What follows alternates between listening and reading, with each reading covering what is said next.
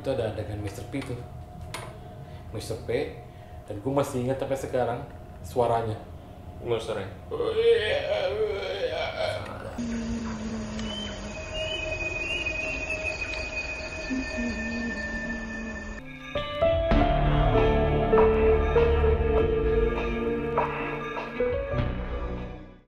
Halo Halo gengs, balik lagi di Black Talk. Ceritanya seram. Di konten kita yang terbaru nih. Anjay. Yang kedua berarti ya. Iya, yang kedua ya? Iya. Ini kita bakal menceritakan cerita dari orang, terus bisa jadi cerita kita sendiri, bisa jadi ceritanya teman-teman, bisa jadi juga setan kalau misalkan bisik-bisik ke kita. Ah, goblok. Hah? Kalau misalkan orang yang bisa ngelihat kan kadang-kadang dia pengen cerita gitu sama kita, ya nggak sih? Kita sekarang berada di salah satu gudang di gedung yang sudah agak tua. Apa-apa lah. Apalah ya, slow lah ya. Oh. Oke, kali ini yang mau cerita gue. Jadi ini cerita tentang ini nih Kas, apa namanya? Saudara gue. Saudara gue waktu zaman kuliah di salah satu universitas negeri di Depok. Negeri di Depok. Berarti UI. Yoi. Ya emang itu doang kan ya? Iya, nggak ada lagi bener. Jadi di Depok itu kan ini ya, apa namanya? Masih asri lah. Masih asri ya. Asri welas bukan? Kan? Asli es teh manis. Asri welas. Jadi waktu dia semester berapa ya, gue lupa, pokoknya masih baru dia. D3. Terus dia pulang maghrib. Maghrib itu kan bukan cuman ini ya, maksudnya bukan cuman punya Islam aja, maksudnya ketika lo maghrib memang kebanyakan orang Indonesia masuk rumah lah. Iya. Karena kan pergantian dari transformasi dari terang ke siang ke malam gitu kan. Maksudnya ya lebih baik lo di rumah, kalau enggak lo berdiam diri di mana kayak di mana ya, kalau misalkan ke jalan kalau bisa minggir gitu kan. Iya. Soalnya di maghrib itu katanya banyak setan keluar, mulainya dari maghrib gitu. Iya, mulai hangout deh. Iya, mulainya gitu. Nah terus ternyata saudara gue pulang nih maghrib. Pulangnya itu dari, gue nggak tahu namanya, kalau nggak salah nih, kalau misalkan salah tolong dibenerin. Koreksi. Kancut, kantin kerucut kalau nggak salah. Kancut. Iya, kalau lo pernah denger tuh, dia keluar ke arah Kober. Beneran Kober ya? Iya, Kober. Depok kan sih Kober. Ada ya? Kober. Yang dulu deket Es Pocong. Iya. Ya. Dia ke arah situ. Waktu itu harusnya dia naik bis tuh, tapi karena udah maghrib, terus dia buru-buru, gue mau buru-buru ada janji gitu kayaknya sama teman. Terus dia pulang buru-buru. Kan kalau di UI kan jalannya kecil tuh ya, kayak gang gitu ya, setapak. Yang di stasiun ya? Bukan, nih pas di dalamnya, mau ke arah dalamnya. Kancutnya. Oh, mau ke arah luar dari Kancut. Oke. Mau ke arah luar bener itu. Terus kanan kirinya masih kebun tuh. Iya kan? Sampai sekarang juga masih kebun. UI mah.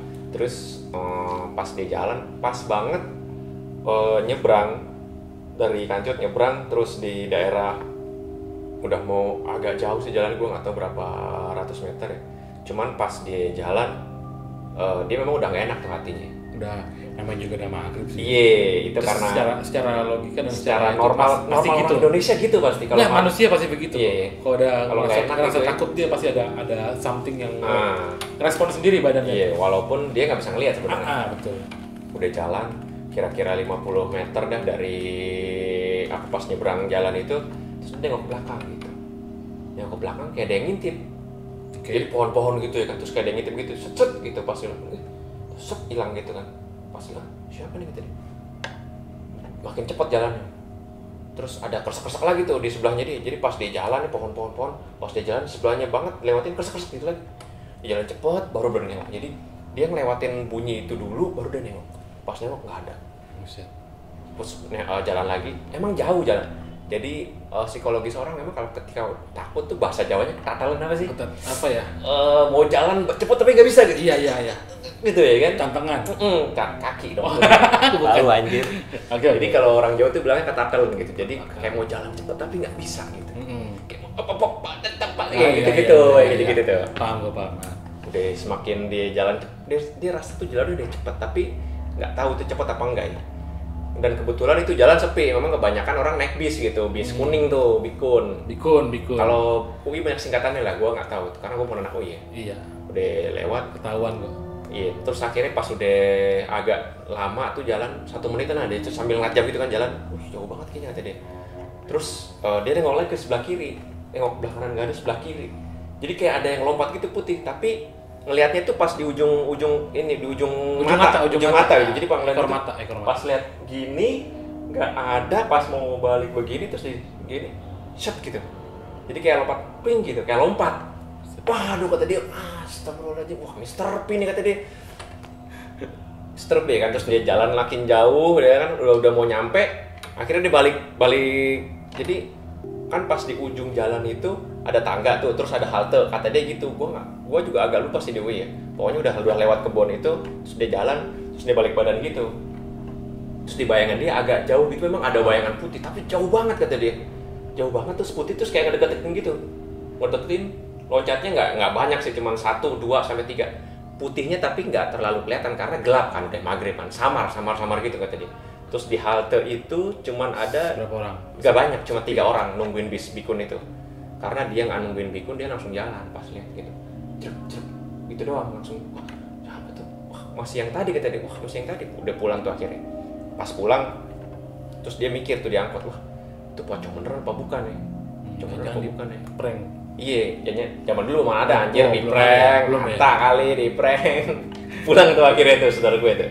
Pulang nyampe rumah janjian sama temennya, karena dia janjian sama temennya. Terus dia mandi, naik angkot lagi tuh balik. Pas naik angkot lagi, dia kayak diikutin orang gitu. Apa ya bahasanya tuh, kayak diikutin orang dari gangan apa ya bahasanya? Ya keluarga. Ya keluarga gitu, kayak diikutin orang. Terus dia ngerasa, kok gue kayak diikutin orang ya? Jadi 2 kali nih di hari yang sama, maghrib jam 8-an terus dia diikutin orang.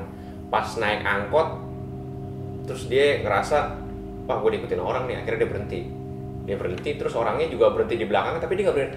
Lu pernah nggak jalan tapi berasa diikutin orang, tapi lu nggak nengok gitu? Pernah. Kalau kayak jalan gitu biasanya kan, kayak mau dipalak tuh. iya kan, kalau mau jalan gitu kan kayak ada bunyi jalan orang. Iya, tapi kita nggak berani nengok, ini orang apa bukan sih gitu. Masa bukan sih, iya. Pagi gelap lagi ya? Mana gelap lagi, di rumahnya dia di Depok. Dia rumahnya di Depok lah pokoknya. Terus dia bilang, gue gak berani nengok, lu gimana nih kata dia. Akhirnya dia ngambil handphone dulu, handphonenya masih yang 6600, gue masih ingat handphonenya dia. Oke. Nokia. Saudara gue perempuan. Terus baru mau nanya gue. Iya, terus dia beraniin diri buat moto. Karena dulu kayaknya kalau nggak salah belum ada kamera selfie. Belum ada selfie dan belum ada flash juga. Iya, akhirnya dia foto cepet gitu langsung jalan. Itu dia berani lihat handphone pas sama teman-temannya. Tadi gue diikutin orang. Pas dibuka kasih ke temennya, bayangan putih lagi. Tapi nggak ada ininya, cuman bayangan putih doang gitu. Bayangan putih. Terus kata dia, ini apaan ya? Terus dia cerita sama temen gue, tadi lu habis diikutin ya? Di mana? Di kampus. Iya, kok lu tahu sih? Iya, ini bayangan yang di kampus tadi ngikutin lo. Berarti orang-orang pada ngeliat dong? Orang-orang mana itu? Yang temen itu ngeliat dong berarti dia? Iya, lihat kan di foto, masih ada fotonya. Enggak, dia diikutin tuh, Deng?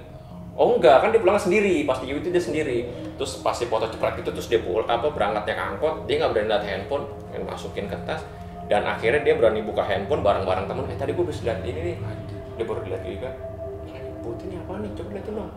Putih terus kayak, ya begini sih, tapi nggak ada ininya. Nggak ada kucupnya. Tapi begini nih, gini, hitam gitu. Terus bayangan putih gitu karena jauh kan kata dia. Wah, gue ini apaan ya? Terus ya dia cuman temennya ada yang bukan nggak bisa lihat ya, bukan bisa lihat maksudnya, tapi dia ngerti lah gitu-gituan yang bahasa klinik-klinik gitu. Terus habis diikutin dia di kampus ya. Kok lo tahu sih? Iya, ini yang tadi di kampus ngikutin lo nih. Sekarang ngikutin gue lagi nggak nih? Terus kata temennya, oh gue nggak tahu deh sekarang. Pokoknya ini tadi yang ngikutin lo di kampus. Maksud gue, pelajarannya adalah ketika maghrib, udah stay aja udah, iya. Nggak usah kemana-mana, iya. Karena ada perpindahan energi di situ. Gua sih apa ya, maksudnya belum pernah diikutin sih, maksudnya belum bayangan putih itu belum pernah diikutin, tapi kalau rasa-rasa udah banyak, cuman belum sampai seberani saudara gue sih moto cepet gitu terus sampai wah anjir apa nih. Sangar sih itu bayangan putih itu. Dan rumahnya dia sepi, kampusnya dia sepi. Nah, iya kan, itu membuat suasana tuh kayaknya, aduh, Mr. P emang fuck banget gitu. Ya legenda sih doi sih, makanya di mana-mana ada enak itu. Iya, tapi balik lagi maksudnya ketika kita takut sama sesuatu, ketika kita makin takut, dia bakal nyerap energi kita. Bener nggak sih gitu? Bener. Kalau kita semakin takut gitu, kita kayak ini aja gitu, kayak misalkan Gue jadi inget film Mati Suri yang main ada Jana Winata misalnya. Itu ada adegan Mr. P tuh, Mr. P, dan gue masih inget sampai sekarang suaranya. monsternya.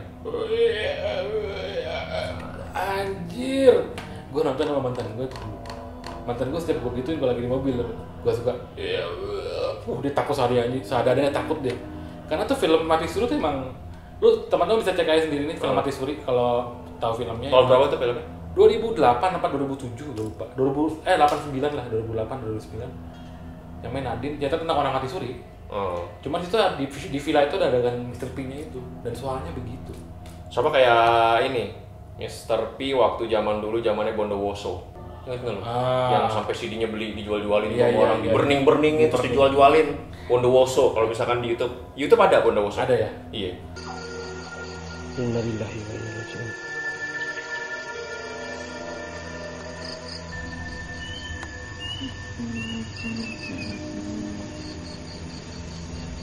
Wah itu ngeri sih, tapi gue nggak tahu sampai sekarang itu rekayasa apa bukan. Karena kalau misalkan dia rekayasa hari di zaman itu, dia bikin rekayasa sehebat itu, menurut gue Hebat. itu salah satu propaganda yang luar biasa sih. Karena otaknya jago tuh orang. ada premiernya baru 2 titik berapa kali ya? Iya, wah itu keren sih. Ya gitu aja sih mungkin ceritanya. Ya pesannya ya kalau di sini ya lu kalau maghrib Oh iya, pesan dari kita itu kalau maghrib diam aja. Kalau misalkan lu di jalan minggir lah, kalau nggak ngopi kayak bakar rokok kayak kalau misalkan lu nggak mau sholat di jalan gitu kan. Maksudnya sholat di masjid waktu lu jalan, bukan sholat di jalan. Di pendengar sholat juga mungkin lu bisa break bentar dan Yoi. lu bisa nunggu situasi bener-bener Take rest lah ya, take rest istirahat. dulu bentar. Yoi. Ya pesan gitu aja deh. Oke, jadi segitu aja juga. Iya segitu aja, cukup. Oke teman-teman jangan lupa untuk Like. terus, di like juga Subscribe. dan komen. Yoi. Share juga nih konten kita kalau memang berguna dan memang seru buat kalian.